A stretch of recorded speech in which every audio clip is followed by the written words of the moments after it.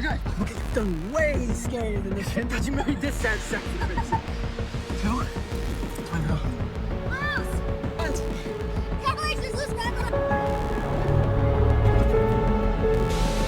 Take your time there, I'll chat.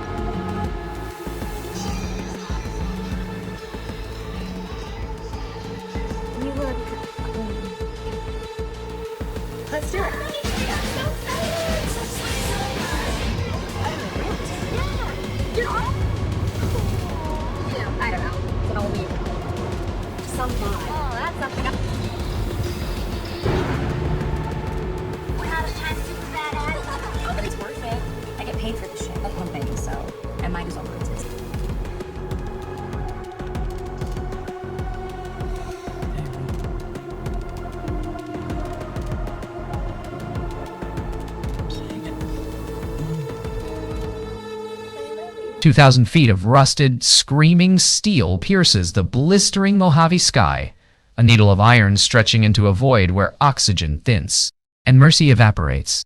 For Becky and Hunter, the ascent up the abandoned B67 TV tower wasn't just a climb. It was a desperate gamble to outrun the ghosts of a shattering tragedy. Every agonizing hand-over-hand movement vibrates through the decaying lattice, the groan of 60-year-old bolts singing a dirge against the howling wind.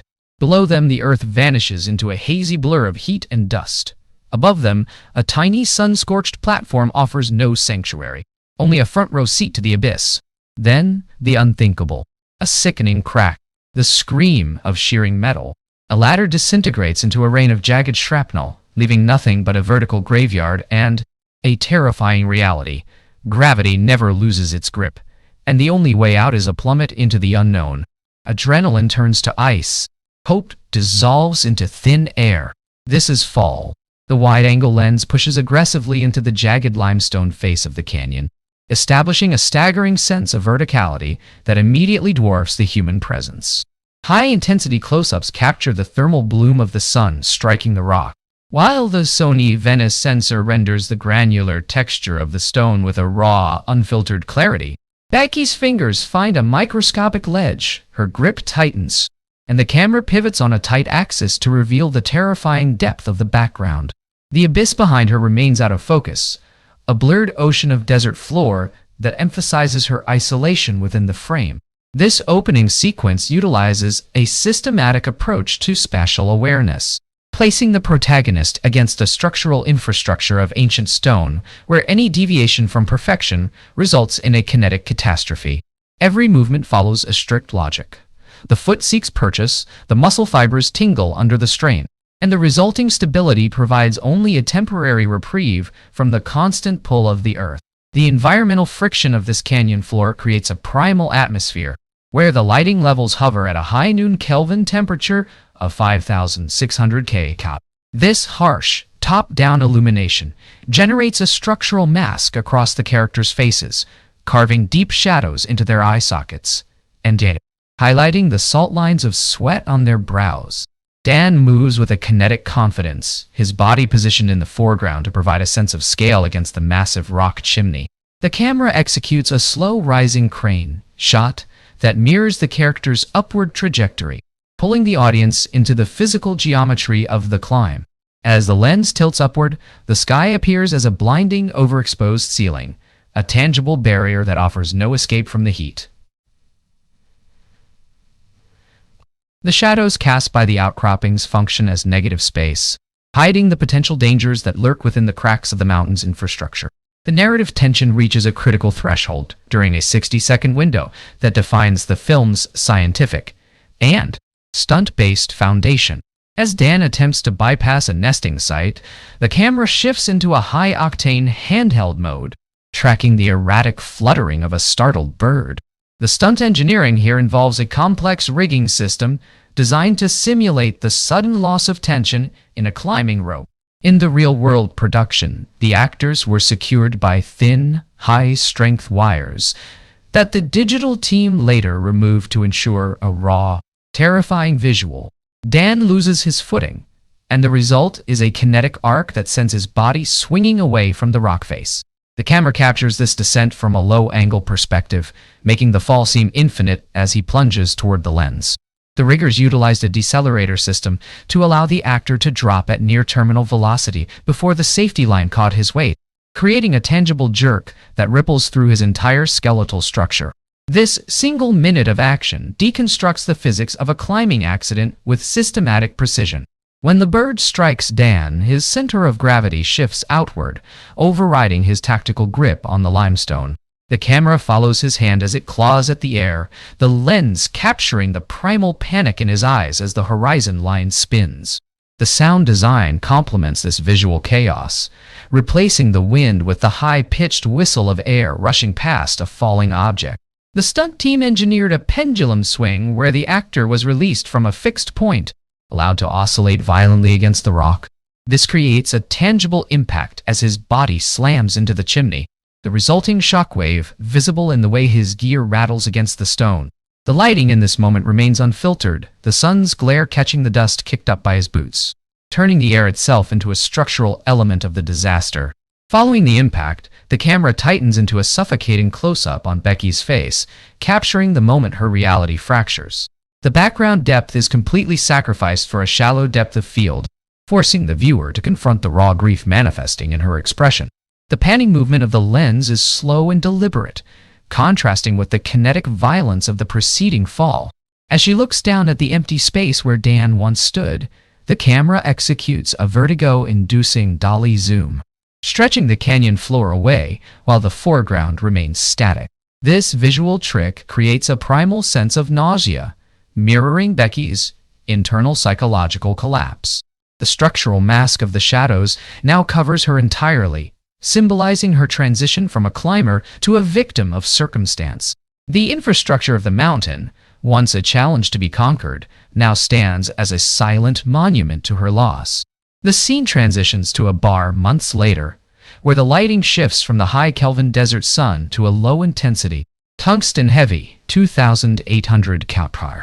This change in color temperature alters the environmental friction, creating a tangible sense of stagnation and decay. Becky sits in the corner, the shadows of the booth forming a structural cage around her. The camera uses a long lens to shoot through foreground objects, bottles, glasses, other patrons, creating a sense of voyeurism. The protagonist's movements are no longer kinetic. They are heavy and systematic, governed by the weight of her trauma. The lens lingers on the dust motes dancing in the dim light, emphasizing the stillness of her world compared to the high-velocity ascent of the prologue. Her father enters the frame from the background, his presence providing a sharp contrast to her isolation as he tries to penetrate the wall she has built around her grief.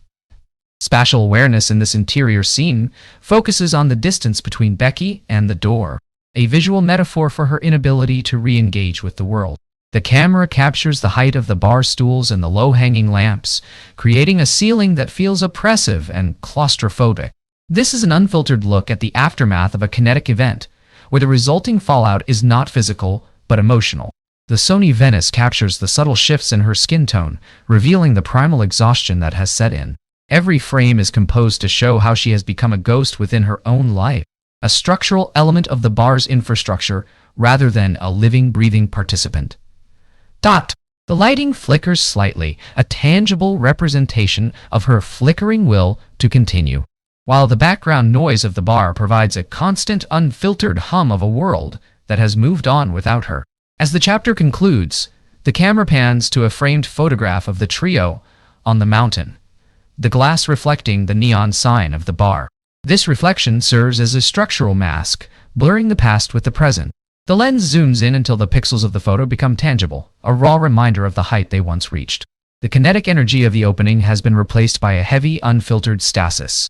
The result of this narrative shift is a profound sense of gravity, not just the force that pulled Dan to his death, but the weight of the grief that now anchors Becky to the ground. The spatial geometry of the bar feels like a prison, a tangible contrast to the infinite, terrifying sky of the opening scene. This sets the stage for the systematic reintroduction of height as the only means of Becky's catharsis, as the infrastructure of her life requires a kinetic shock to restart. The lens pans across the desolate landscape, capturing the tangible heat haze shimmering off the asphalt in the early morning light.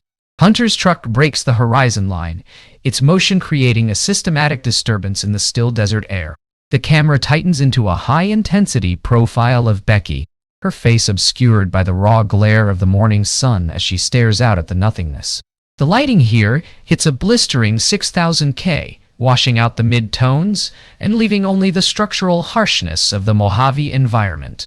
As the vehicle stops, the background depth remains infinite, a sea of sagebrush and sand that reinforces the primal isolation of the location.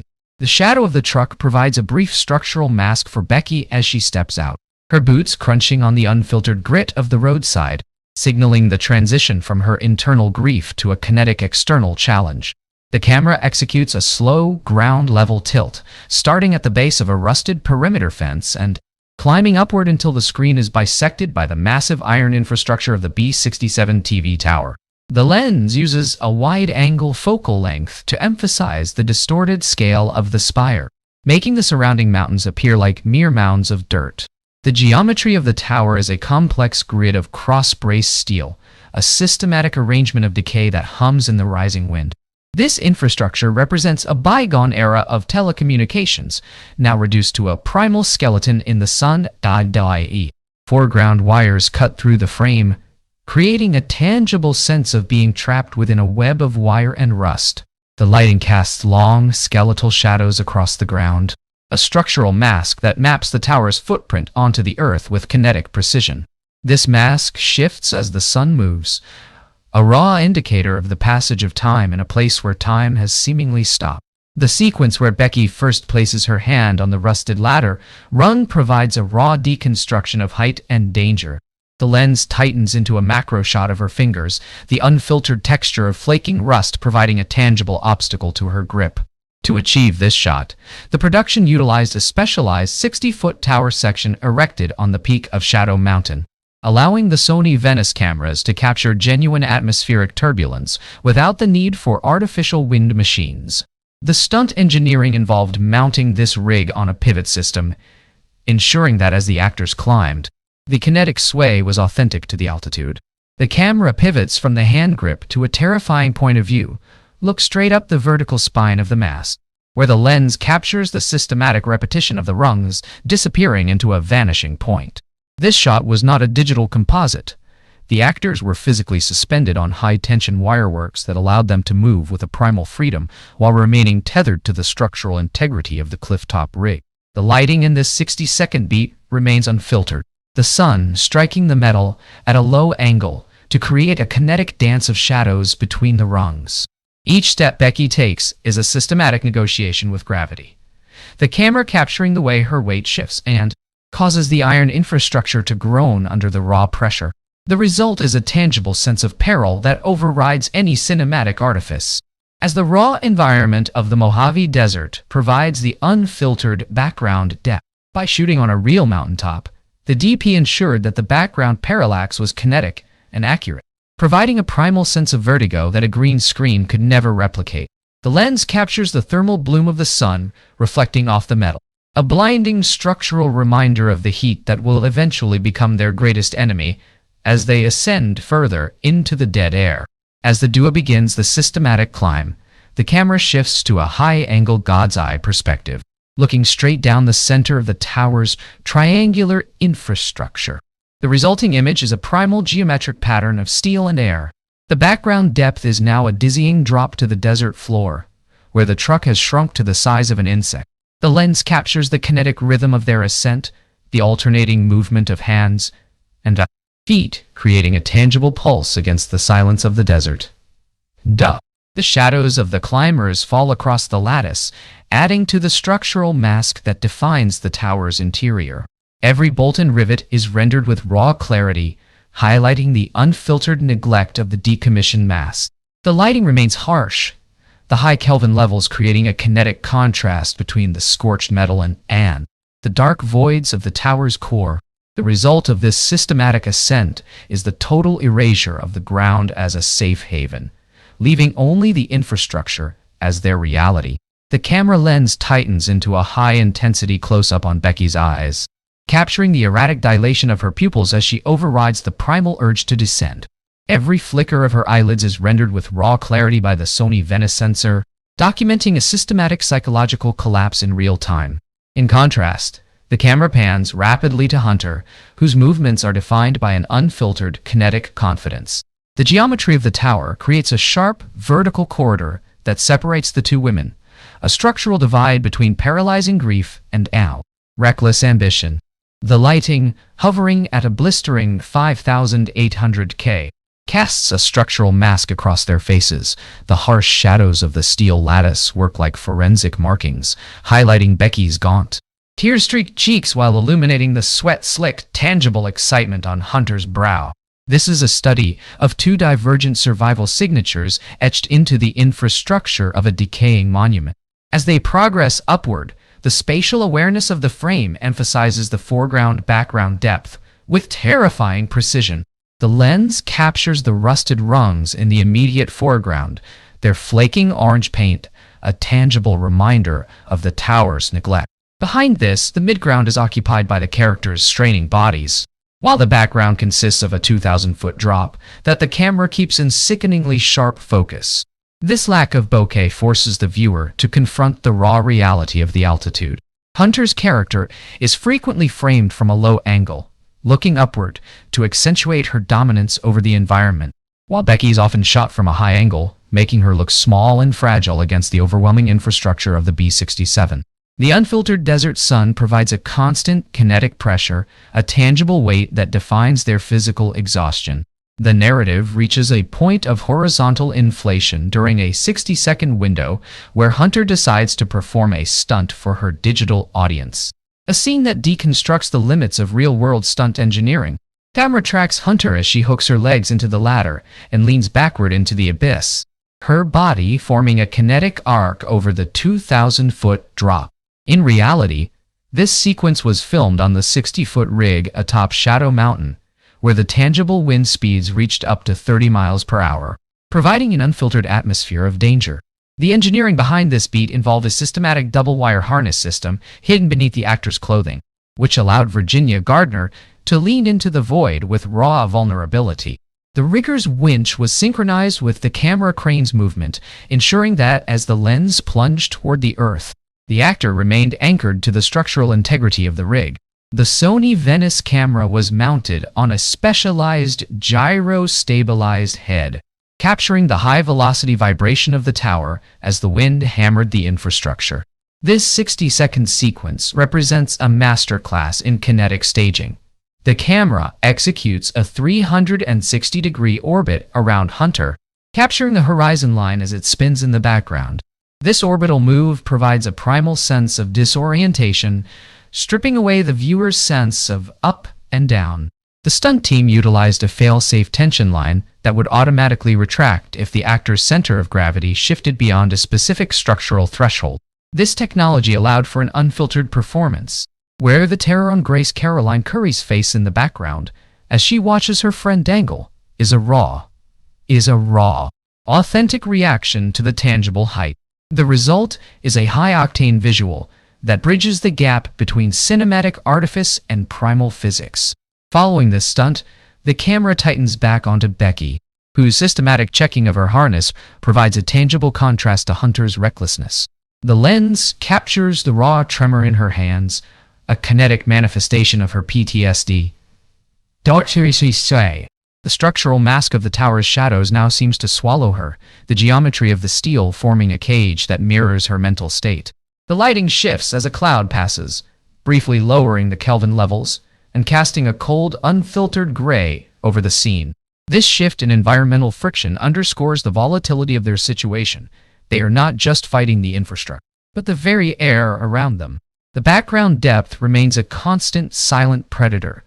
The desert floor a hazy, tangible reminder of the finality of a single mistake.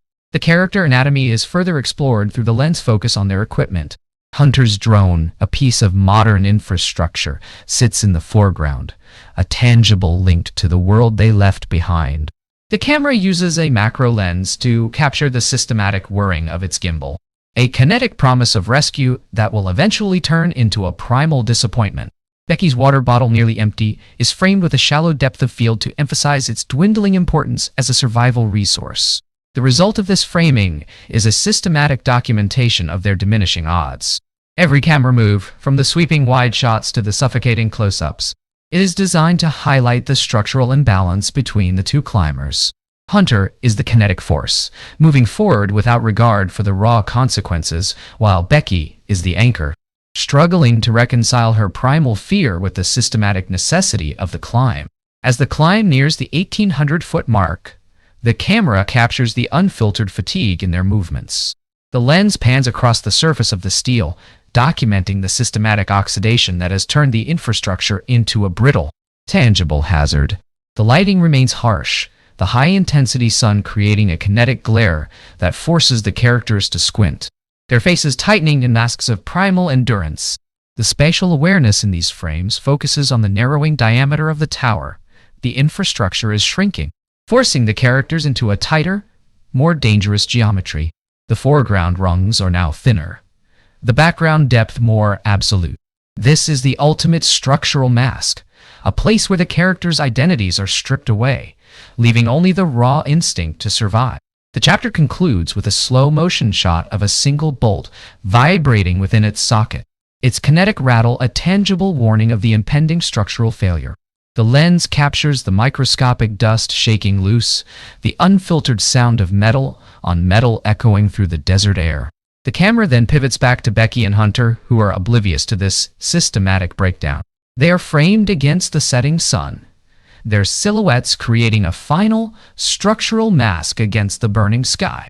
This visual metaphor highlights the tragedy of their situation. They have conquered the primal fear of the height, only to be betrayed by the very infrastructure they trusted to hold them. The result is a profound sense of kinetic irony, setting the stage for the catastrophic transition from an ascent to a desperate struggle for balance. The lens tightens into a high-intensity close-up, capturing the thermal bloom of the desert sun as it bakes the nylon fibers of the climbing rope, overriding the visual safety of the character's tactical perimeter. The Sony Venice sensor documents the raw attrition of the environment, where the Kelvin levels spike toward a blinding 6,200 K, bleaching the color from the high-performance fabrics. Becky's hands, trembling and systematic in their movement, check the locking gate of a carabiner. The camera executes a slow, suffocating zoom that eliminates all background depth, forcing the viewer to confront the tangible reality of a single point of failure. The infrastructure of their safety, a 50-foot length of dynamic cord, is laid out against the structural decay of the tower's narrow platform. Shadows from the ladder rungs above cast a sharp, horizontal structural mask across the gear, slicing the frame into segments of light and segments of light dark that mirror the fractured confidence of the climbers. The environmental friction on this 12-inch wide platform is absolute. The geometry of the space is a triangular prison, where the only movement allowed is a vertical pivot. The camera pans across the surface of the metal grating, capturing the unfiltered accumulation of 60 years of bird droppings and oxidized iron. This primal neglect stands in kinetic opposition to the sleek, systematic design of the 2022-era smartphone and drone Hunter holds. The lens captures the foreground contrast between the rusted bolts of the 1960s infrastructure and the anodized aluminum of modern climbing clips. This spatial awareness highlights a terrifying truth. Their modern technology is entirely dependent on a systematic relic that was never designed for longevity. The lighting remains harsh, a tangible force that creates deep wells of shadow within the backpack, making the act of searching for a flare or water bottle a high-stakes tactical maneuver. The narrative expands into a systematic deconstruction of a 60-second action beat. the moment Hunter decides to extend her reach over the abyss to capture a hero shot for her followers. The camera executes a sweeping high-velocity arc, following the selfie stick as it breaks the vertical plane of the tower. To capture this unfiltered terror, the production team utilized a complex engineering solution on their 60-foot mountaintop rig. The stunt engineering involved a dual redundant wirework system where Virginia Gardner was secured by a near-invisible high-tension cable anchored to the structural core of the tower section. This wire was routed through a systematic series of pulleys that allowed her to lean outward at a 45-degree angle while maintaining the illusion of total vulnerability. The lens captures the kinetic oscillation of the tower as the wind strikes her body, a tangible vibration that was achieved by using high-powered industrial fans synchronized with a pneumatic shaker rig beneath the platform. This 60-second window serves as a raw analysis of risk. The camera pivots from Hunter's smiling face to a vertigo shot looking straight down her boots into the 2,000-foot void.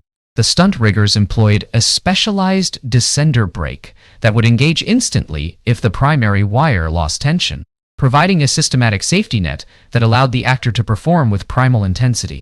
The background depth in this shot is unfiltered Mojave desert, captured with a deep focus that ensures the ground remains a tangible, albeit distant, threat.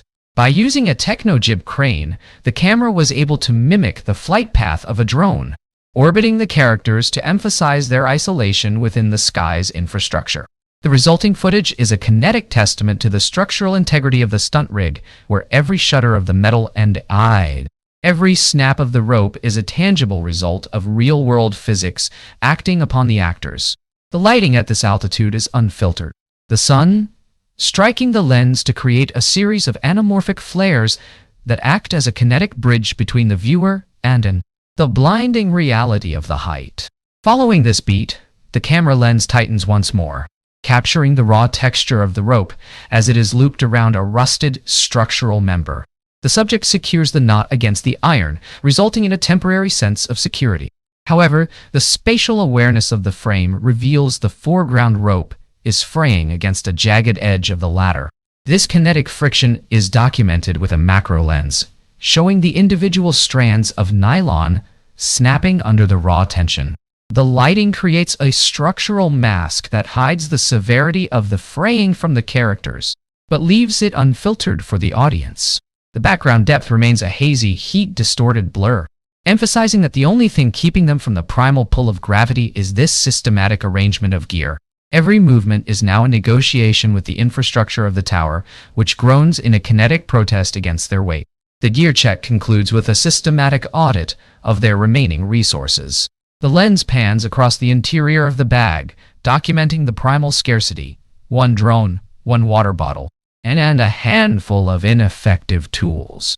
The geometry of the bag, a soft, flexible void, contrasts with the rigid structural lines of the tower. The camera uses a low-angle perspective to make the bag look cavernous and empty, a tangible representation of their dwindling hope. The Kelvin levels of the scene begin to shift toward a warmer 4,500 K as the sun moves, lengthening the shadows and intensifying the structural mask that defines the platform. The result of this hardware audit is a raw realization. Their gear is a 2022 solution to a 1960s problem, and the infrastructure of the B67 does not care about modern systematic safety standards. The final shot of the chapter is a high-intensity close-up of a single rusted bolt, which begins to rotate with a kinetic slow-motion rattle, a tangible signal that the audit is over and the failure has begun. The camera lens tightens into a high-intensity close-up, capturing the thermal bloom of the sun striking the oxidized steel as the metal infrastructure begins to override its tactical load limit. Every vibration of the spire is rendered with raw, unforgiving clarity, documenting the systematic breakdown of 60-year-old engineering. The lighting remains locked at a punishing 6,000 K, a blinding white heat that flattens the horizon and turns the desert below into a featureless void. As Becky reaches for the final segment of the ladder, the lens executes a rapid kinetic rack focus, shifting from her straining tendons to a single tangible bolt that has begun to shear from its housing. This structural mask, the play of harsh light and abyssal shadow across the rungs hides the microscopic fractures in the metal until the very moment of primal catastrophe. The result of this environmental friction is a total loss of trust in the physical world. The geometry of the tower at this altitude is a suffocating vertical line, a systematic trap that offers no horizontal reprieve. The camera pans aggressively downward, tracing the length of the spire to emphasize the foreground-background depth. The rungs appear as a tangible ladder to heaven, while the ground is an unfiltered memory. This spatial awareness is critical as the lens captures the first kinetic snap. The bolt shears the flange, resulting in a catastrophic chain reaction. The camera captures the vibration through a high-speed frame rate, making the unfiltered shutters of the iron infrastructure appear almost liquid. The structural mask of the shadows dances erratically as the tower sways, a kinetic indicator that the equilibrium of the climb has been permanently shattered.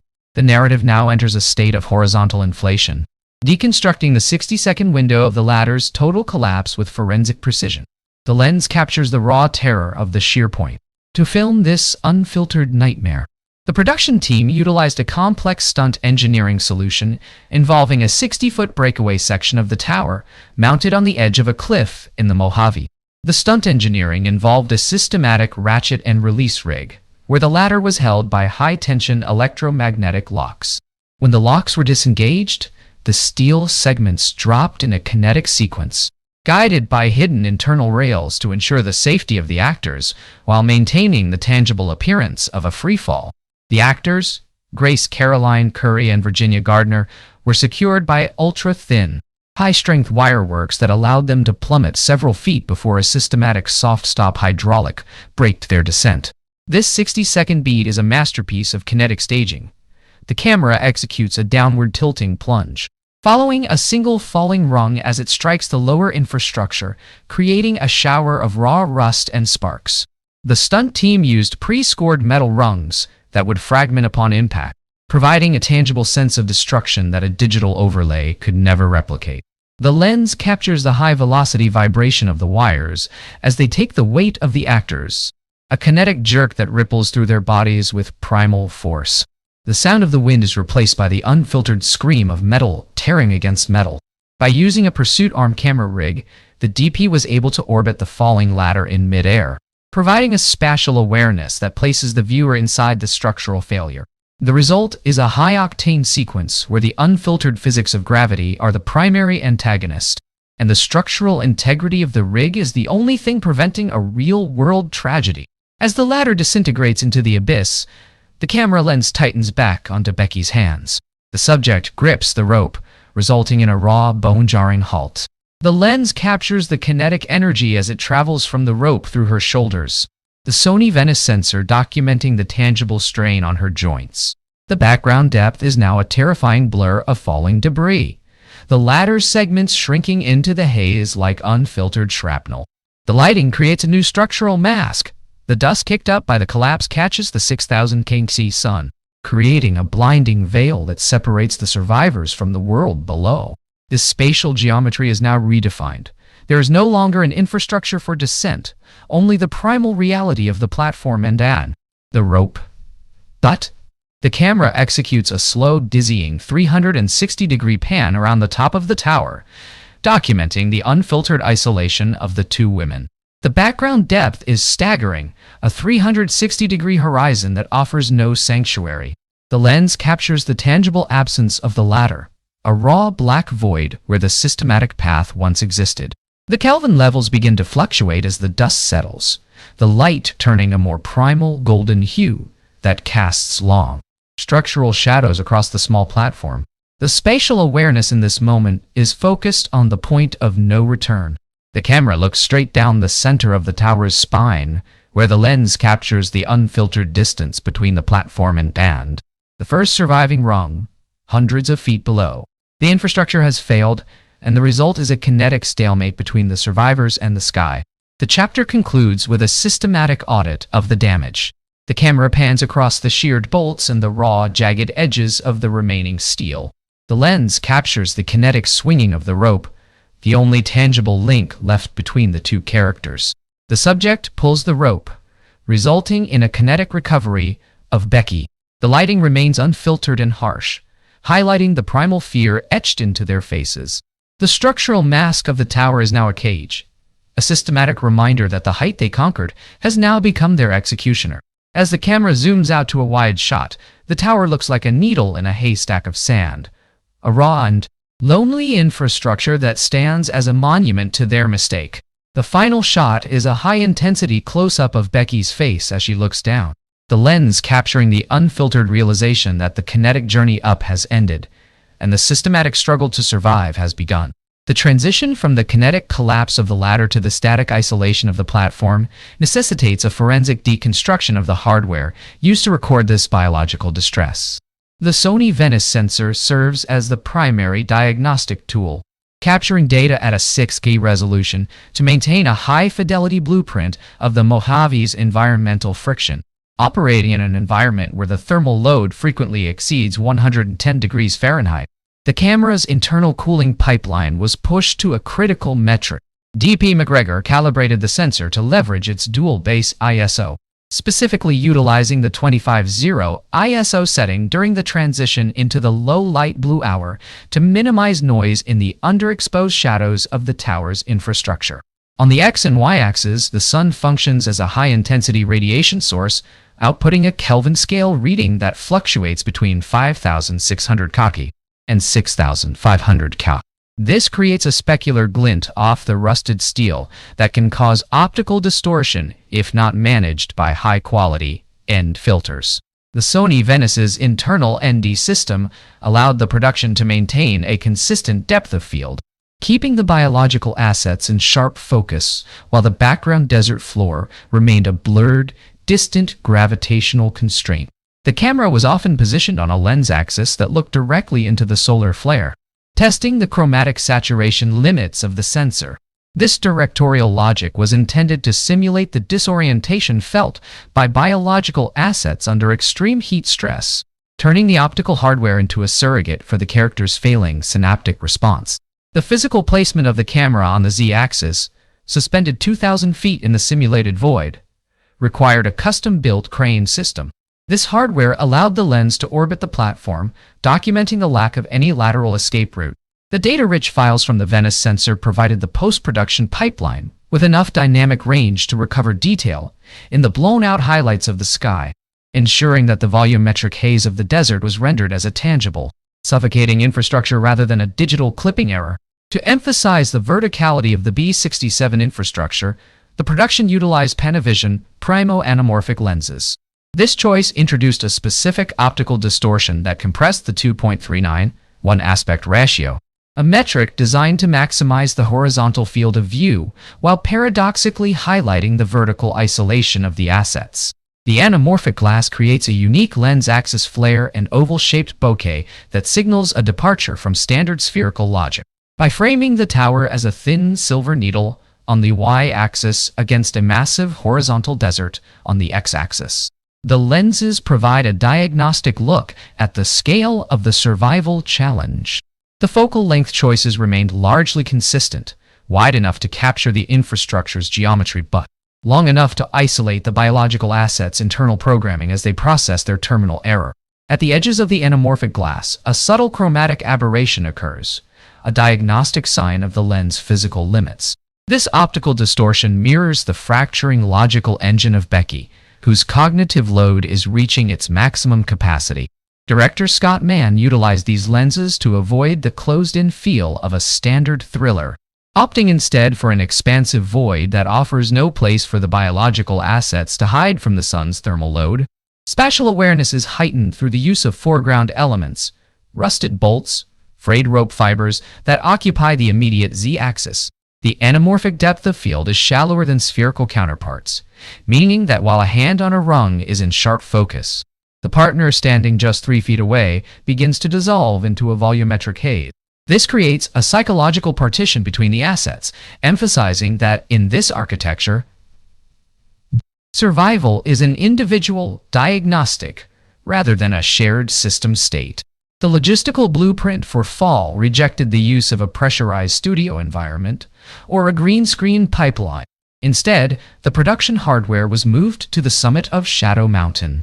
Here, a 60-foot section of the B67 infrastructure was constructed atop a cliff, a tactical geometry that allowed the actors to interact with real gravitational constraints.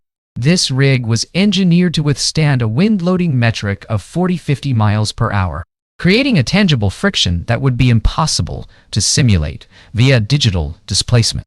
The biological assets were not reacting to a concept of height. They were physically positioned where the lens could capture the kinetic response of the body to high-velocity air. The engineering audit of this rig reveals a sophisticated system of counterweights and anchors drilled directly into the mountain's granite.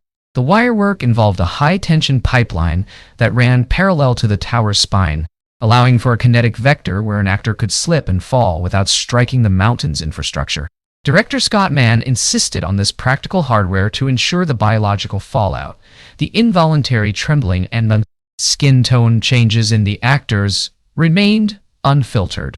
This decision increased the production friction, as the crew had to transport the Sony Venice and Anne lighting rigs via helicopter to the summit every morning, a high-cost logistical calibration.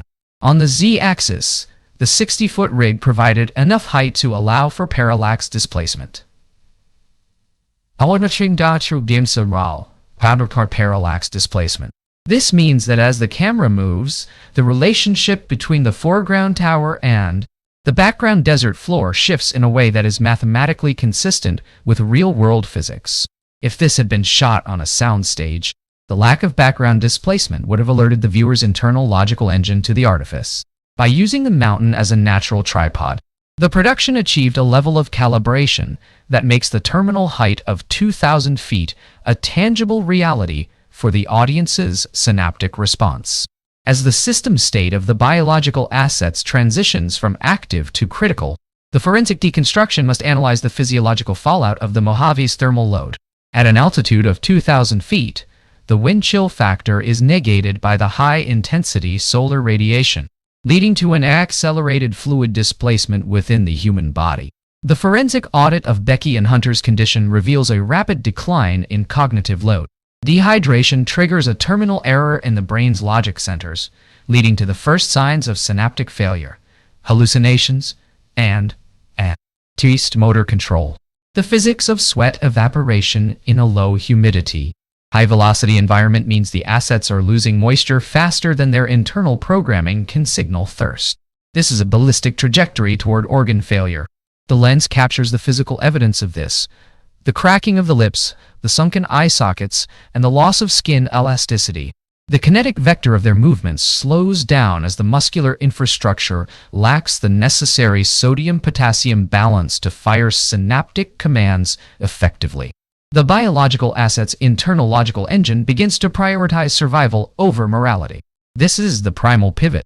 The diagnostic report on their behavior shows a shift toward high-risk, high-reward kinetic movements, such as the attempt to charge the drone via the tower's light socket. This move requires a precise calibration of friction and balance on the x-axis of the topmost spire. Any slip here would result in a gravitational constraint taking over. A 9.8 meters per second squared descent into total system shutdown. The thermal load is no longer just an environmental factor. It is a ticking clock in their biological pipeline. Perhaps the most unique technical calibration in this production is the post-production pipeline used to alter the film's rating. Originally shot with an R-rated script containing over 30 instances of profanity, the studio demanded a PG-13 metric to maximize the commercial logic. Instead of a costly $5 million reshoot, which would have required reassembling the mountain rig and the biological assets, the production utilized flawless AI software. This diagnostic tool performed a neural rewrite of the actor's mouth movements, a process known as TrueSync. The AI analyzed the pixel data and mapped it to a three-dimensional model of the actors' faces, adjusting the lip sync to match the newly recorded PG-13 dialogue. This is a forensic reconstruction of a performance. The software had to account for the lighting's Kelvin scale and the volumetric haze of the original shots to ensure the new mouth movements didn't create an uncanny valley terminal error. This AI calibration represents a new blueprint for cinema. By treating the actor's face as a data set that can be re-rendered, the production bypassed the physical constraints of time and budget. The kinetic energy of the original performance was preserved, but the linguistic metadata was altered. This forensic deconstruction of the film's rating shows how the modern cinematic pipeline is becoming increasingly algorithmic, where the final print is no longer a static record, but a system state that can be recalibrated long after the cameras have left the desert. Transitioning from the digital recalibration of the rating to the physical friction of survival.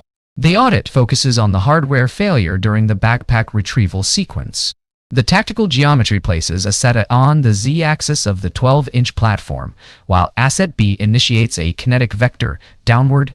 The focal length on the Sony Venice tightens to a macro level, capturing the individual fibers of the 50-foot nylon rope as they slide against the rusted iron infrastructure. A physics audit of this displacement reveals a high coefficient of friction. The heat generated by the rope's velocity against the metal generates a thermal load that threatens the structural integrity of the cord. The lens axis captures the biological fallout of this friction as asset B's hands suffer a high-velocity abrasion. The propulsive force required to arrest the bag's descent creates a sudden inertia, sending a synaptic response of acute pain through the asset's internal programming. The director utilized practical rope-pulling rigs to ensure the actor's muscle strain was a tangible metric rather than a simulated response. The spatial awareness of this scene is defined by the foreground rope, rendered with sharp chromatic saturation, against a background desert that remains an infinite, out-of-focus gravitational constraint. The behavioral stimulus for the assets shifts toward desperation, as the cognitive load of losing their only water supply overrides their safety logic, shifting the forensic deconstruction from the rope to the surrounding architecture. The B67 mass blueprint must be analyzed for its response to wind shear. The optical distortion caused by volumetric haze at 2,000 feet is recorded by the anamorphic glass with clinical precision. At this altitude, the kinetic vector of the wind exerts a continuous pressure on the x-axis of the tower, leading to an oscillation metric known as vortex shedding. The forensic audit of the tower's system state shows that the lack of guy-wire tension in the upper section increases the velocity of the platform's sway. The Sony Venice sensor documents the specular glint off the vibrating steel. The internal programming of the biological assets must now compensate for a shifting center of gravity. This creates a high cognitive load, as the brain's vestibular system struggles with the constant displacement of the horizon line. Spatial awareness is mapped by the camera's lens axis looking down the tower's spine. The background depth is compressed by the anamorphic optics, making the ground appear like a distant, geometric grid. The atmospheric infrastructure acts as a structural mask, with wind noise exceeding 85 decibels, a biometric stimulus that forces the assets into a state of hyper-arousal and impending terminal error, moving from atmospheric hazards to biological threats. The audit examines the scavenger behavioral stimulus introduced by the avian presence. The tactical geometry positions a vulture on the y-axis circling the platform, a kinetic vector that signals the transition of the biological assets from predator to prey. The forensic deconstruction of this threat reveals a ballistic trajectory.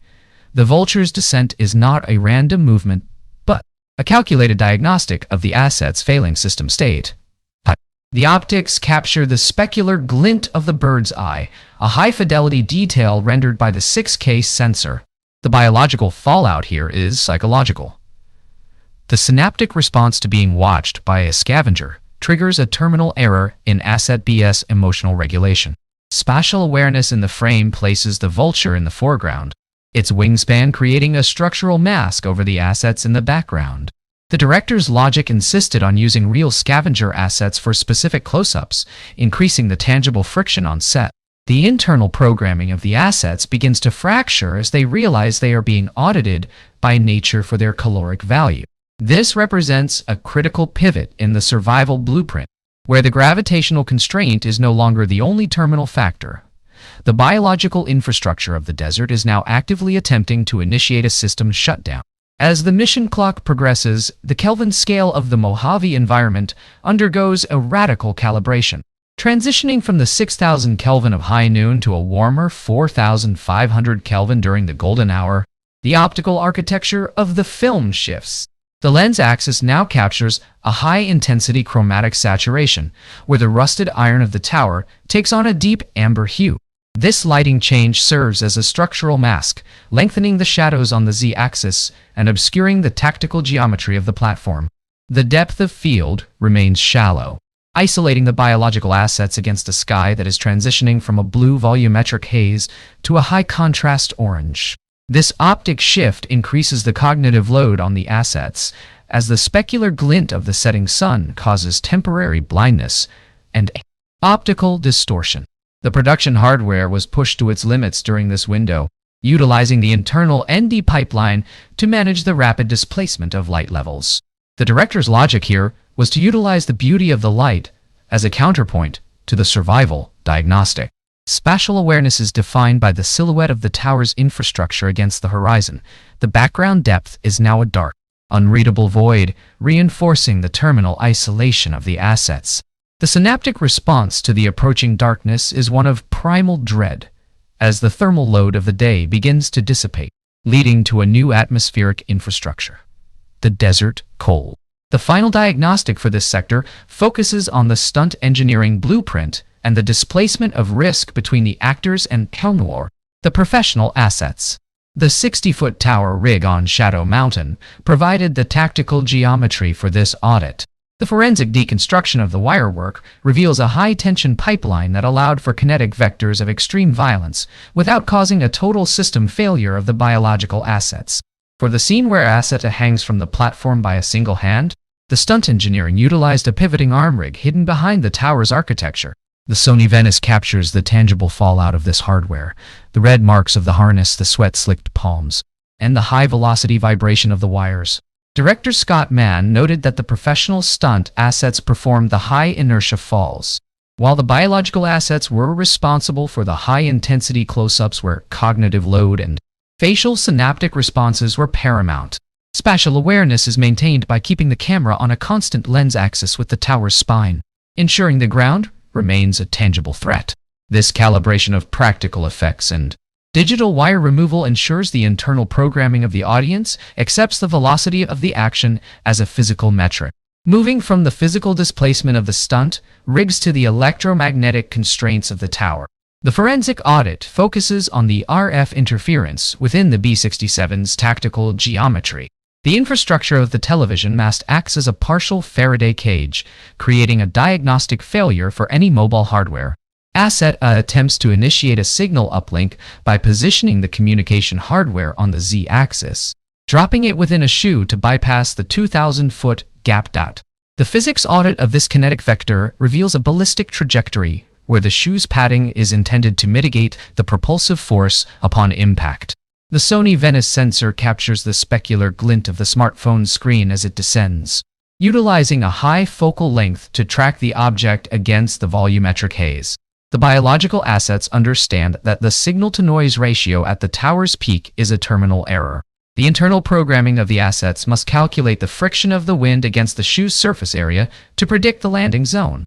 The anamorphic glass records the chromatic saturation of the desert floor, where their landing site is located at a significant distance from the tower's base, a displacement caused by the lateral kinetic vector of the wind.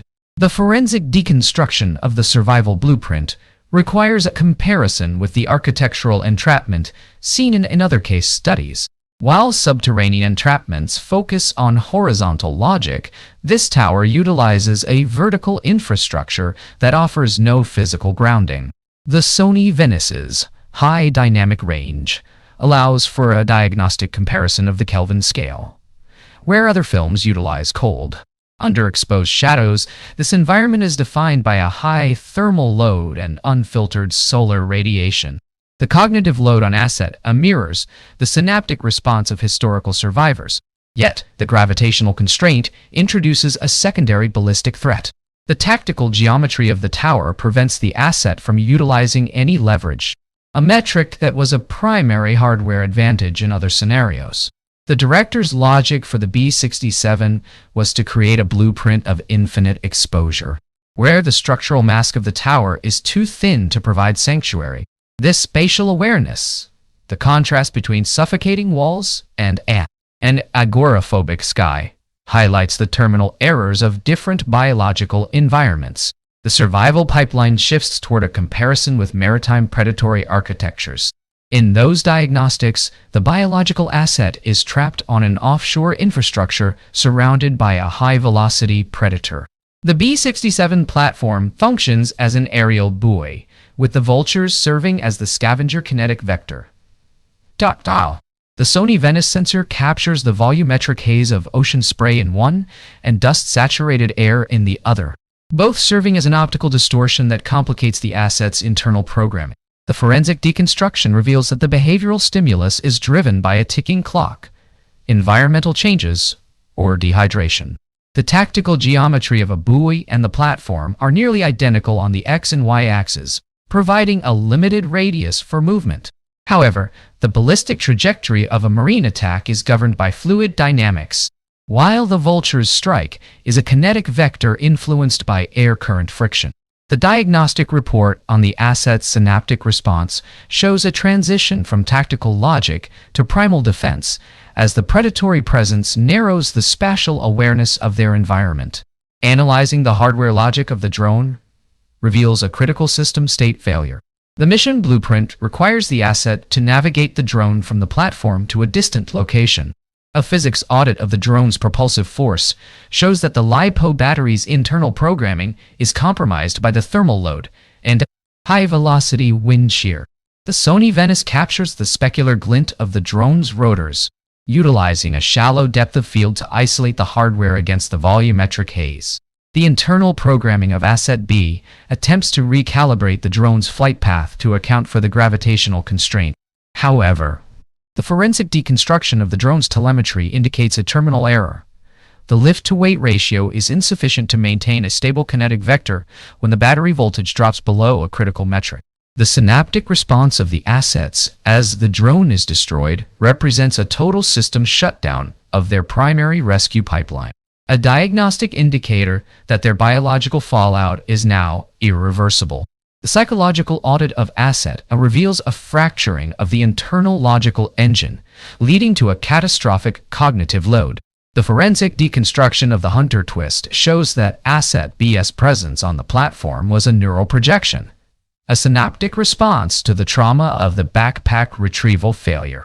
The Sony Venice sensor provides subtle diagnostic cues. Asset B is often framed with an optical distortion that lacks a corresponding specular glint in her eyes, and her physical displacement on the platform does not produce a consistent structural mask on the z-axis. The internal programming of Asset created a survival patch to bypass the terminal error of her isolation. This behavioral stimulus allowed her to continue the survival mission despite the biological fallout of dehydration. As the reality of the death is processed, the warm lighting is replaced by a cold, high-contrast anamorphic look. This spatial awareness shift, the realization that the platform's x-axis is occupied by a corpse, triggers a total recalibration of the asset's synaptic network. Moving from optical data to acoustic hardware, the forensic audit examines the sound infrastructure of the B67. The volumetric haze is filled with a 90 decibel wind load that functions as an auditory structural mask. The sound designers calibrated the groan of the tower as a diagnostic of metal fatigue, a metric that signals impending structural failure. Each kinetic vector, the rattle of a bolt, the snap of a wire, was recorded with a high-fidelity pipeline to ensure the tangible friction of the tower was felt. The acoustic blueprint utilizes a low-frequency hum to simulate the vibration of the tower's base, a sound that bypasses the ear and triggers a primal synaptic response. The anamorphic visuals are paired with a sound axis that shifts with the camera's lens axis as the camera looks down the z-axis. The wind velocity is amplified, emphasizing the gravitational constraint. The director's logic was to treat the tower as a biological asset itself, a dying organism that screams as its iron infrastructure is pushed past its calibrated load limit. The final diagnostic involves a probability matrix comparing the film's kinetic vectors with real-world actuarial data. The forensic audit of the fall from the platform reveals that a 2,000-foot descent results in a terminal velocity of approximately 120 miles per hour, with an impact force that guarantees total system shutdown. The internal programming of the human body cannot survive the inertia of such a displacement. However, the mission blueprint of Asset A relies on using the scavenger's biological mass to mitigate the kinetic energy of the phone's descent. A physics audit suggests that the likelihood of a successful signal transmission via a vulture-embedded smartphone is a near-zero metric. The biological fallout of the 48-hour exposure would result in severe renal failure and cognitive collapse. The result is a diagnostic triumph of cinema over physics. While the structural logic of the human body suggests a terminal error, the cinematic pipeline allows for a survival outcome. The terminal outcome of the mission was an engineering inevitability. To perform a forensic deconstruction of the fatal logical flaw, we must audit the antagonist, the gravitational constraint of the vertical spire. The primary system error occurs during the transition to the signaling phase. The internal programming recognizes that the atmospheric infrastructure cannot be overridden from the platform. The resultant strategy involves utilizing Asset B's expired physical remains as dampening hardware for the communication device. This is the definitive failure point. It was a transmit-only node never calibrated to support a prolonged biological system state.